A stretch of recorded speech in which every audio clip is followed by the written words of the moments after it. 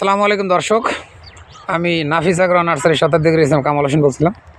দর্শক, আজকে আমি আমার নিজের প্রজেক্ট না, আমি আমার নার্সারি থেকে চারা নিয়ে আসছেন দুই বন্ধু মিলে আর কি। এই টমেটোর একটা চাষ ক্ষেত চাষ করছে। তো আসলে তারা সম্পূর্ণ নতুন, তো কীভাবে চাষ করবে অনেকটাই আসলে জানে না, কিন্তু আমার থেকে মোটামুটি পরামর্শ নিয়ে চারা আনছে। তারপর মালচিং পেপার দিয়ে দেখেন লাগাইছে। আমি যেভাবে বেড করতে বলছিলাম, তো ঈশান যারা নিচ্ছিল ওইরকম কিন্তু কাজ করতে পারে নাই। তো যাই হোক, তারপরে মার্শাল্লাহ গাছের গতি চেহারা আলহামদুলিল্লাহ অনেক ভালো। তো এরা যে যাত্রা লাগাইছে সেটা হলো সিনজেন্টা কোম্পানির বিপুল প্লাস। তো এটা লাগিয়েছে হলো আজকে থেকে 1 মাস 5 দিন আগে, অর্থাৎ গত মাসের, অর্থাৎ নভেম্বরের 5 তারিখে লাগাইছে। আজকে হলো ডিসেম্বর মাসের হলো 9 তারিখ, তাহলে 1 মাস 4-5 দিনের মতো। এই দেখেন গাছে কিন্তু অলরেডি ফুল চলে আসছে। তো দর্শক, আসলে টমেটো কিন্তু যদি আপনি একটু মানে আধুনিক পদ্ধতি অ্যাপ্লাই করে এরকম মালচিং পেপার দিয়ে করতে পারেন, তাহলে সেক্ষেত্রে কিন্তু ভালোই একটা মানে ফলন আশা করা যায়। দেখেন আমাকে দেখেন এতগুলো গাছ, মোটমাট আমার থেকে 3800 চারা তারা লাগাইছে। আমি ভালো খুঁজলে মানে 2-4-5টার বেশি মনে হয় মানে গ্যাপ গ্যাস এরকম কোনো নাই। সব জায়গায় কিন্তু আপনার চারা দেখেন, একটু থাকলে বোঝা যায় যে কোনো গ্যাপ নাই, কিন্তু সবখানে কিন্তু দেখেন কোনো চারার কোনো কমতি নেই। মানে এক হাত মানে 24 ইঞ্চি পর আমরা গাছ লাগাইতে বলছি। কিন্তু এই চাষি ভাইরা যে ভুলটা করছে, তো সেই ভুলটা হলো যে আমি প্রথম থেকে বলছিলাম যে গোড়ার দিকে যে শাখা প্রশাখাগুলো আছে, অর্থাৎ টমেটো গাছে নিয়মিত দেখেন, আমি একটু দেখাই যদি গাছ থেকে, এই দেখেন মাটির গোড়ার যে গাছটা, গোড়া থেকে এখানে যে শাখা প্রশাখাগুলো ছিল, এই উপর দিকে যাওয়ার পরে এই যে এই যে ভির মতো যে 2টা ডাল দুদিকে গেছে, এর নিচের শাখাগুলোকে আপনাকে কেটে দিতে হবে, প্রুনিং করতে হবে। কিন্তু আমি বলার পরেও এরা করে নাই। কারণ হলো আমার এই এলাকায় কিছু চাষি আছে, এরা বলছে না এগুলো কাটা দরকার নাই, এতে এতে ফলন হবে।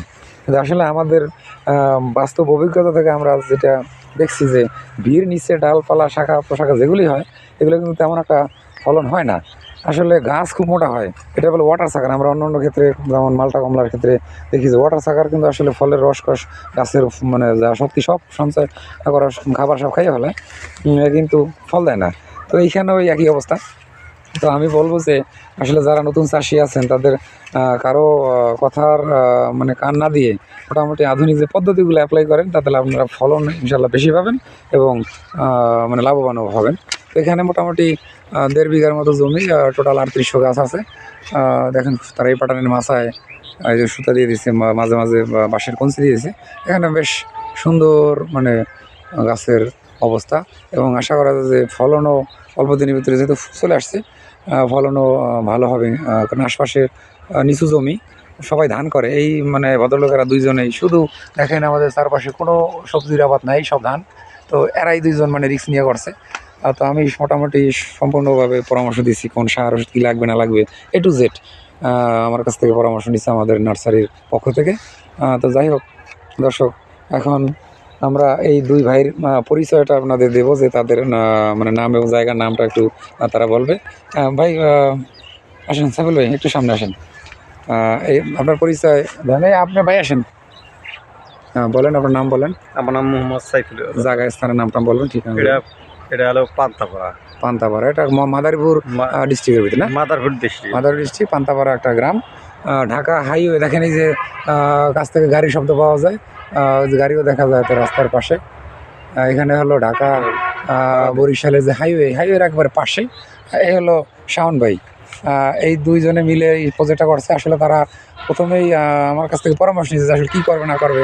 নতুন উদ্যোক্তা এতগুলো টাকা খরচ করলে যদি সেখানে লস হয়, তাহলে তাদের কিন্তু আর উঠে দাঁড়ানোর মতো কোনো অবস্থা থাকবে না। তো আমি বলছি যে ভাই, আমি ইনশাল্লাহ পাশে আছি, আপনারা করেন যত পরামর্শ যেখানে যেভাবে লাগে, ইনশাল্লাহ আমি চেষ্টা করবো আপনার মানে চেষ্টা করবো যাতে আপনারা সফল হন।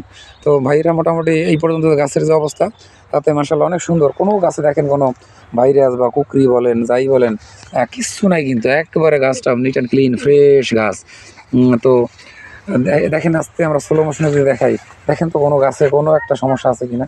এটা বিপুল প্লাস জাত, আসলে খুবই ভালো হয়। ফলনটা লম্বা টাইপের, এবং ফলের সাইজ বেশ সুন্দর, শেপ কালারও সুন্দর, বিশেষ করে ফলটা টাইট।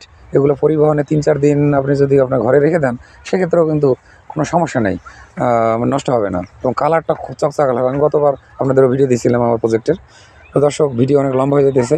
তো আমরা সাইফুল ভাই এবং শাওন ভাইদের জন্য দোয়া করবো যে তারা যেন এই প্রজেক্টে সফল হন, এবং তারা এখন বর্তমানে আবার মালচিং দিয়ে সিসিংয়ে করবেন প্রায় 20 শতক জমিতে। সেখানেও আমার কাছে মালচিং নিতেছেন, অলরেডি টাকা পেড করে দিয়েছেন। তো আমরা সিসিংয়ে লাগাবো এবং পরবর্তীতে আপনাদের সিসিংয়ের ভিডিও ইনশাল্লাহ দেবো। তো সেই আশায় থাকেন, অপেক্ষায় থাকেন। তো সবাই ভালো থাকেন, সুস্থ থাকেন, সবার সুস্বাস্থ্য কামনা করে আজকের মতো বিদায়। আসসালামু আলাইকুম রহমতুল্লাহি ওয়া বারাকাতুহু।